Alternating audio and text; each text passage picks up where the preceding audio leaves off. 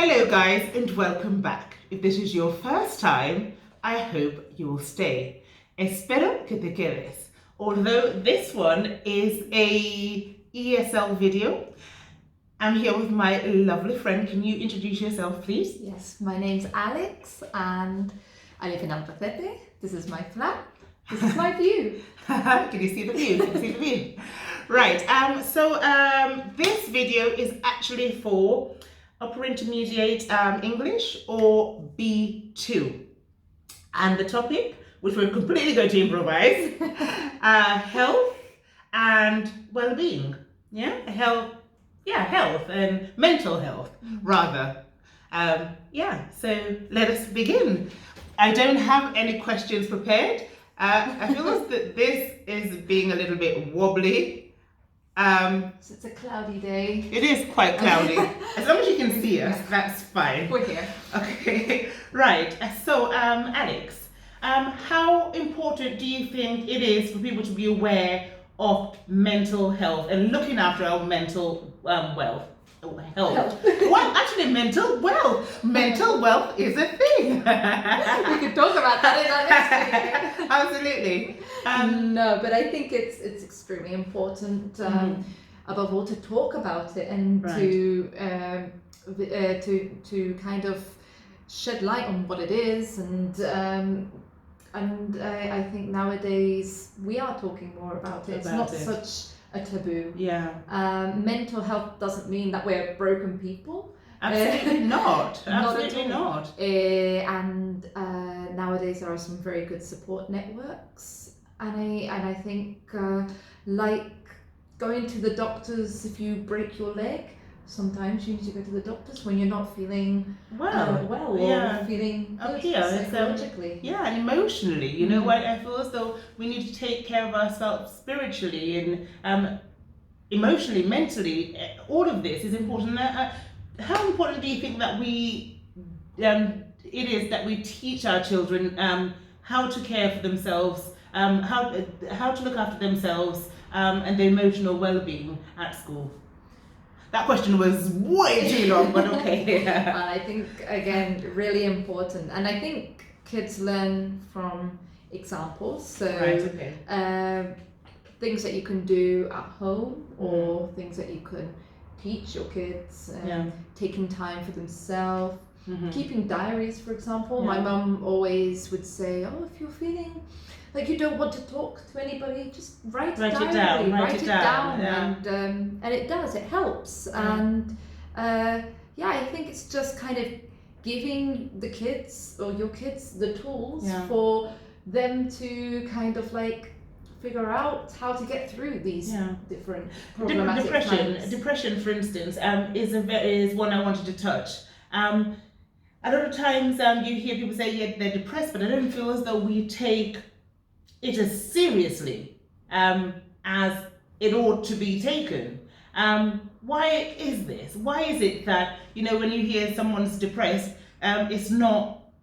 we don't give it the importance that it deserves, the place it deserves, the attention that it should have? Well, I think we don't often see it because sometimes the idea we have of a depressed person is someone who maybe doesn't socialize, crying all the time, sad, and whereas that sometimes can be the case, more often than not, we can find ourselves feeling depressed in many occasions and still having to function, still having to get out and do things. Absolutely. For example, if you were to tell me, I've suffered from depression, for me, I would be like, but Kerry, you're such a bubbly person. I can't imagine it. And I think it's this, if we don't talk about it and we don't open up and don't say, there have been times in our life where in my life where I felt down.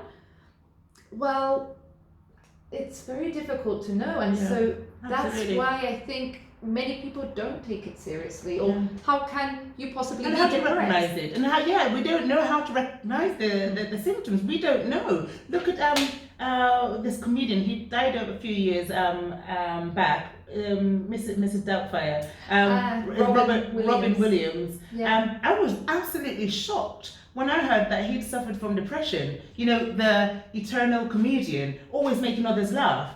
And so a lot of times we see very bubbly people who smile at them, and we think, well, they couldn't possibly be depressed. And so we don't always know what depression looks like. Of course. And so it's bearing that in mind as well. It manifests itself in different ways depending on the person as well. Sorry. Okay, do you think you are taking care of your mental well-being? I try to be, and I think at the moment I'm very aware of that. Okay. I'm very aware of not doing things that stress me out too much. Okay. Of course, little amounts of stress is good. It's welcoming for being productive, but sometimes I need my time to be by myself, or even sometimes to be with people. Absolutely. Either way, depending on how I feel at the time. But definitely, like going out into nature for me reduces stress and anxiety. Yeah. I wouldn't say that I've felt real depression, but definitely anxiety. Absolutely. I'm quite an anxious I think many people do. Yeah. So for me, getting out sometimes out of the city, into nature, doing simple things, sometimes not doing anything is that's good. Doing nothing sometimes works. You know, and I've been working a lot more with younger children as well. And I feel as though we don't think that younger children suffer depression, but we don't know. And I feel as though it's time that we have these conversations with our children and teach them how to cope with emotions from very young age. Something I never got taught when I was younger, for sure. It was never a topic.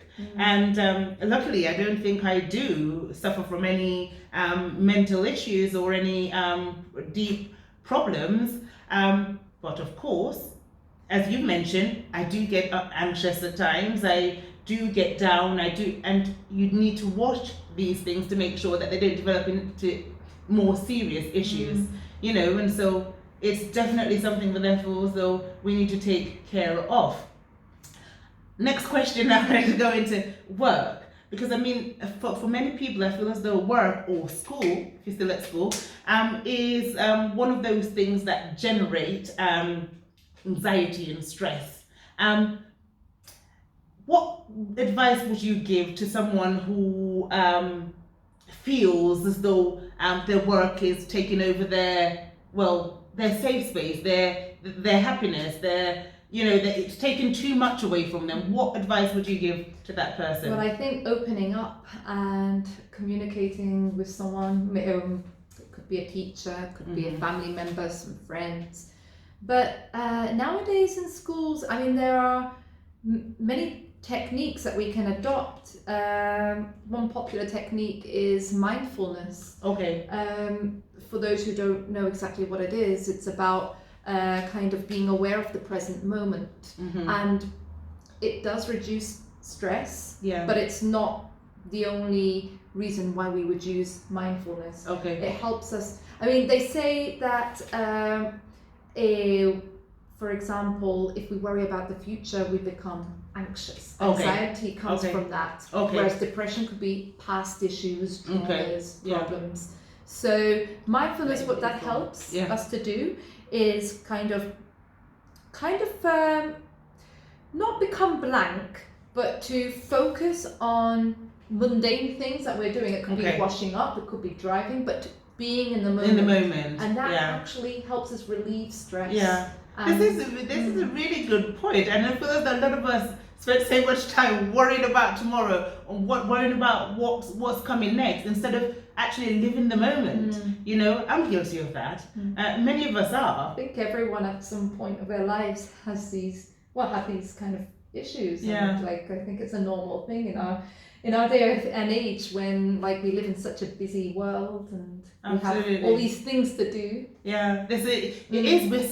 We've been bombarded with so much, whether it is to do with technology, whether it is, we have so much, and I feel as though so much noise cannot be good for our spirit. You know, spiritually, I feel as though you need, as you mentioned before, alone time. You need that space to be with your own thoughts, to gather your thoughts, to be alone with you, to rediscover you, yourself. And a lot of times we don't give ourselves that time and that space with our own thoughts. And it is really something that we need as people. Anyways, I think I've kept you long enough. Is there any last minute thing that you'd like to add or note or advice to our young watchers about what they might do if they feel as though they're not looking after their mental well-being or their spirituality or their Well, I think above all, just talking to somebody about it, opening up, and if you don't want to do it with friends or family, it could even be a professional. And I mean, nowadays you don't even have to pay someone. You can get these, like with public health care, in schools, there's usually a person, a guidance counsellor that you can speak to. And just not being embarrassed about any of these things, I feel is a good point. Because it's a part of life, you know. At some point, everyone will go through one thing or another and have some sort of kind of trauma or problem. A breakdown, you know. Totally. I've had a breakdown, you know, and you laugh about it, but I think everyone, big or small, we in a day, there are many emotions, and sometimes we need to talk to someone or just take a moment to deal. And know that you can always get through these things. It's not an endless kind of, it's not an endless path of sorrow. It's something that you can, you know, get through and later laugh about it. Or be stronger even. I think everything's impermanent, and our feelings, our emotions also, you know, come and go and go up and down, and it's a part of this thing we call life. And okay, well, thank you very much, Alex, for being with us. And thank you. And guys, if there is something you did not understand or something you wish to comment on, do not hesitate. Let me know. And until next time. And if you have not already subscribed to the channel and you would like to see more of anything, whatever it might be, well, let me know. I am all ears. So, hasta pronto. Hasta pronto. Adiós.